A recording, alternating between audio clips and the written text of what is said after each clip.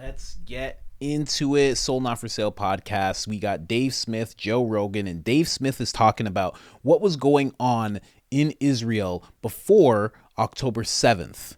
And it has nothing to do with Palestine and everything to do with the Israeli government, the right and the left. And apparently Benjamin Netanyahu, who leans right, was trying to take away power from the Supreme Court in Israel that leans rather left.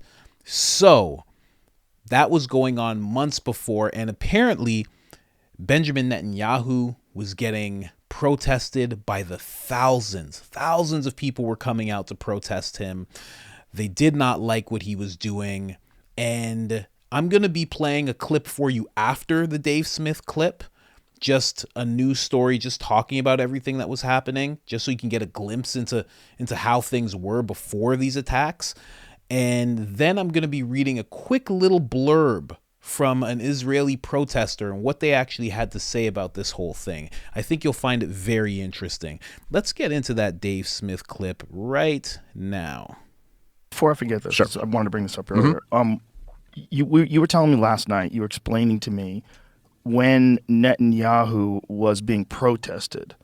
Yeah. So this was going on literally right up to October 7th. And I'm not suggesting any conspiracy or anything like that, but basically Netanyahu was trying to make some pretty unprecedented moves with like drastically changing the Supreme Court's level of power within the Israeli government. I'm not the expert in this. I don't know exactly what the moves he was, but it was really stripping. There were like these proposals to strip the Supreme Court of their power and drastically alter.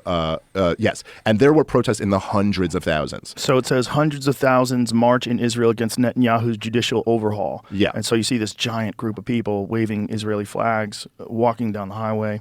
Now, from what they were saying, because I listened to like what a lot of these people leading the protests were saying, they were saying that this was in effect going to be the end of democracy in Israel. Now, I don't know if that's a little bit hyperbolic or not, but they certainly felt that way. And he was under enormous political pressure. And in a kind of tragic sense, he was somewhat rescued politically by October 7th. So this is so whatever this overhaul was, it says Netanyahu postponed the final vote of the legislation that had been slated for Monday. In a national address lasting around 7 minutes, he said he would hold discussions and bring the legislation up for a vote sometime after lawmakers return from a recess at the end of April. So he knew it was horrifically unpopular with people, obviously. Yes, and then this was 3 months of protests. Yeah. Oh, yeah. No, this was a big deal and in huge numbers. And so he now, Netanyahu, in response to this, for his own political survival, has allied now with people who are even to the right of the Likud party, because they were basically the only ones who supported this. And so it's in effect made him even more of a right-winger. Well, isn't that just always what happens? God damn. Yeah. It's just what always, people they're always trying to get more control over the people. They're always. That's the nature of It seems like he governments. came like to the brink of signing that. Oh, there's no question. I think he wanted to sign it. I think it's just that there was so much enormous pressure that he backed out of it. But then again, there's like the white pill, which is like the case for optimism, right? Is that protests work? Well, and not just protests, but just, I mean, protests can work at times, but also just if the percentage of the population is so against something, then many times it doesn't get done. Like the thing that I think gives me the most cause for optimism and hope is that there's a reason why the governments use propaganda on their own people. There's a reason why they propagandize us. And it's because at least they believe, and I think they're correct in this, that they can't do what they want to do unless we at least tacitly support it or will accept it. And you've seen this several times before. I've talked about it before on the show with you, where there are these instances where they try to push something and it's just, there's so much resistance to it that they're just like, they kind of dip their toe in the water to see if maybe they float an idea, and then everybody's just like, no, we're not doing this. And then they go, okay, we're not going to do that now. And at the same time, while we have that dynamic, we're in a revolution in terms of the way people get ideas and stuff like that. I mean, you're a pretty gigantic part of that. But there is no longer this kind of monopoly control on the means of information that the American people or people of the world can receive now. And so we kind of I do think we have a tremendous opportunity. I mean, you can look around at everything that's going on that's really bad, and I know I focus on that a lot, but we have a tremendous opportunity now, unlike ever before, to kind of counter the propaganda of governments. And so I actually think there's a lot of hope for humanity. And then, AI will kill us all in a few years. What but was in this? the meantime, There's the government is trying to, in some way, control things on social media. And what was the latest with the Biden administration? Because I know they've instituted some shit in Canada that freaks people out. And, they're clearly trying to get regulatory power over internet content.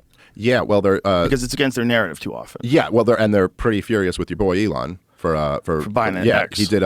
He really committed a crime against the establishment. So that was the interesting thing that they brought up, that there's a lot of protests going on. He was really unpopular. Dave Smith saying that this kind of saved him. Yes and no, because people could argue that this was a massive failure on his part. And you could just say, oh, well, it's not his failure, the Mossad, the IDF. It's like, but he's the leader. So when something like this happens, it's his failure. When it takes too long to respond, when people pass away, when swift action isn't taken quick enough or ruthlessly enough, it's all on him. So didn't really save him. It kind of just put him into another thing. So if somebody was to counter him, a political opponent, they could be like, you were doing this, you're responsible for the attacks, you didn't act quick enough, you didn't do this, you have no control over this country. First the people were upset, now Hamas is doing this. Like, they could build up a pretty good case. Like if it was America and all that had happened, he'd be up for impeachment. People would be like, you're getting impeached for sure. So I don't know if it saved him particularly. Here's this article, though. I want to show you guys this here. Just because, this is not something that I know about. But apparently somebody was being interviewed in this whole thing, and they had this to say. They said this leadership is not transparent. They're talking about Benjamin Netanyahu, Israeli government. It's not transparent, it's corrupt, and it's anti-democratic. In Israel, we do not have a constitution. The only checks and balances on the government are the Supreme Court judges. Now that that makes everything make so much sense. Because in my mind, I was like, oh, maybe this is a right and left thing.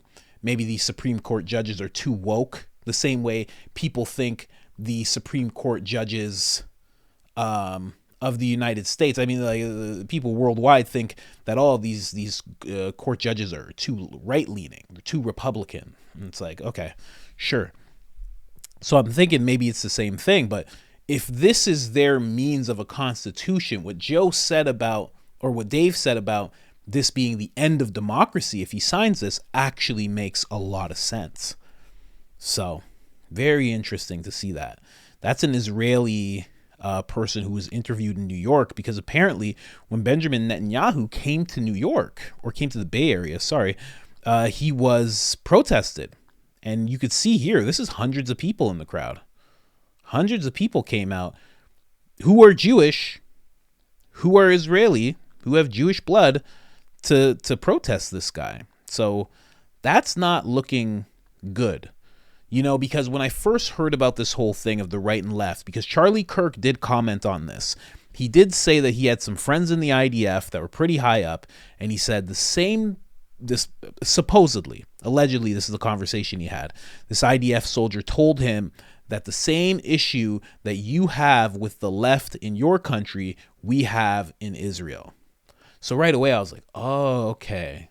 So like the left is too woke. They're taking these massive strides to put these ideologies in place, and the right side needs more power in order to bring proper democracy. Maybe that's not it. I was thinking maybe Benjamin Netanyahu is like a Trump. If you have a woke Supreme Court, you need to reel them in a little bit, right? But it doesn't seem like that. It seems a little different. So maybe he's more like a Trudeau. Maybe he's more like the president of France, Mr. Macron. Macron, I believe his name is. Maybe he's more like that. I'm not even sure, quite honestly. I don't know. I'm honest. I get a bad feeling when I hear this guy talk. When I hear him talk, and it has nothing to do with him being Jewish and everything to do with him being a politician, certain politicians, most politicians, they don't have a good vibe to him. He's one of those guys. And if he's willing to sign something that's going to take away democracy from the Israeli people, I mean, the Palestinian people have enough to worry about. Then on top of that, the Israeli people not having the type of rights that they need in terms of having something similar to the Constitution, that would be absolutely terrible. So I wonder. Now, of course, there's the darkest theory, right? The darkest theory. And Joe Rogan even brought that up early when he started covering Israel-Palestine. He was having conversations about it. I don't know. I have no idea. Whatsoever. But politicians do nasty things. I could say that much.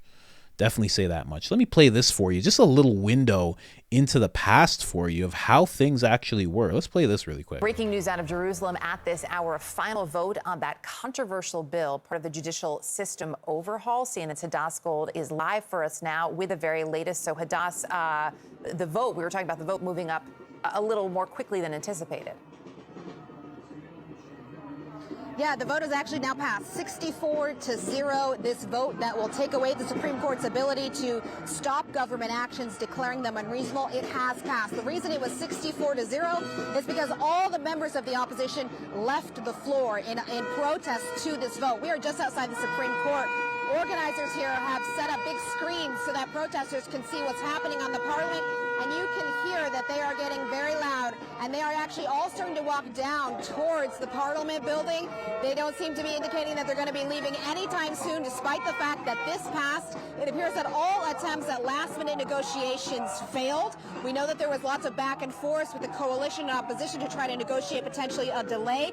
Those appear to have failed. The government has managed to pass the first aspect of this massive judicial overhaul. This isn't the only part of the judicial overhaul. It's one bill of several. We're seeing on the screens of what's happening on the Parliament floor coalition members congratulating each other, including Benjamin Netanyahu, just out of the hospital, actually, for a pacemaker that was just installed. He literally left the hospital this morning and came straight to the Parliament when this vote passed. Now, this does not mean necessarily that starting at this very moment, the Supreme Court cannot stop government actions. There are still several steps that need to be taken, and ironically, one of those steps is most likely an immediate legal challenge to this legislation, which will ironically be heard in front of the Supreme Court likely. Now, if the Supreme Court decides that this legislation cannot stand because it is ironically unreasonable in their eyes, then we are set up here for a major political crisis here for a country that has no written constitution. That's part. Wow. So if it does pass, then the government can just do things unchecked. That doesn't sound good. I know a lot of people have this rosy tint towards Israel and, fine towards the people, fine towards the country. But the government? No. I look at governments all the same. That sounds like some really, really shisty type of...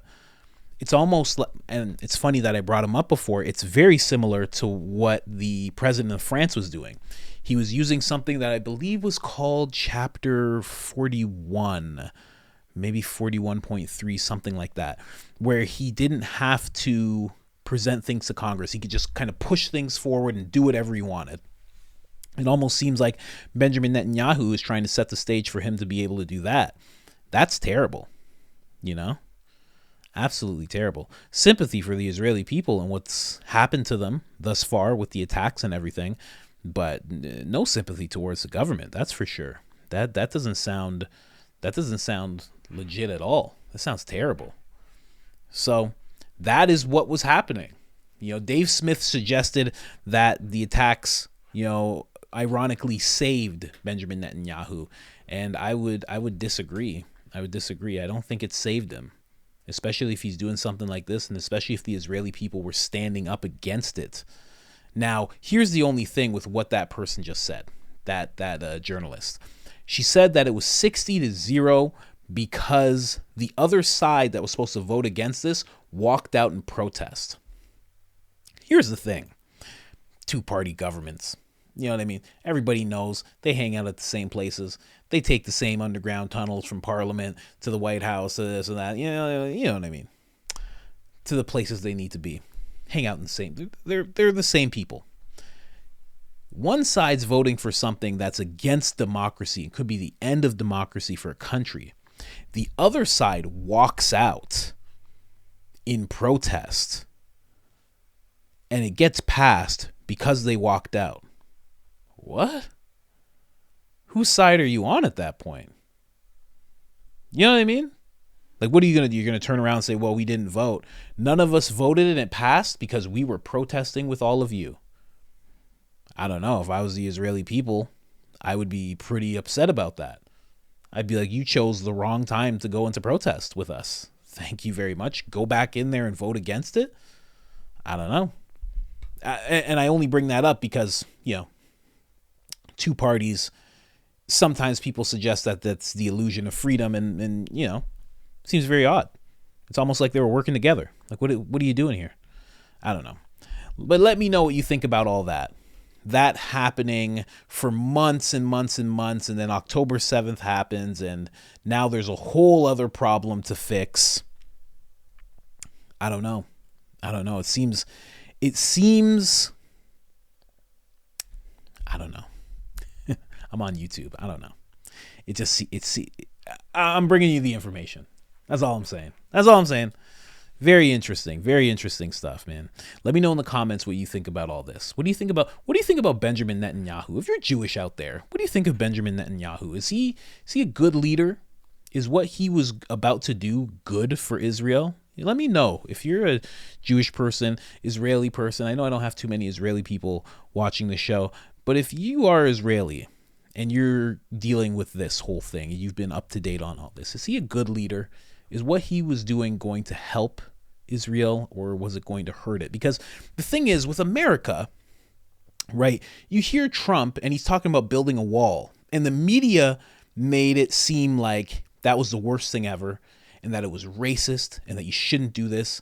And things he would do in terms of foreign policy with China, people were like, oh, you can't do this, you're wrecking the relationship. And the things he would do with Iran, and they just kept making it seem like everything he was doing was terrible. And then years later, you could look back, not that many years later, but you could look back and be like, oh, every single thing he did benefited America. It did good for America, you know? So the media they got it wrong, we'll say. Give them the benefit of the doubt. They got it wrong. So is that the same thing that's going on right now? You know, is the media making it seem like he's about to end democracy, but what he's actually doing is going to work in favor of Israel? I would love to know. I got to sit down with somebody from Israel and really learn about this a little more. Anyways, guys, like the episode, subscribe, and hit up IamCoachColin.com to support the channel. I am out.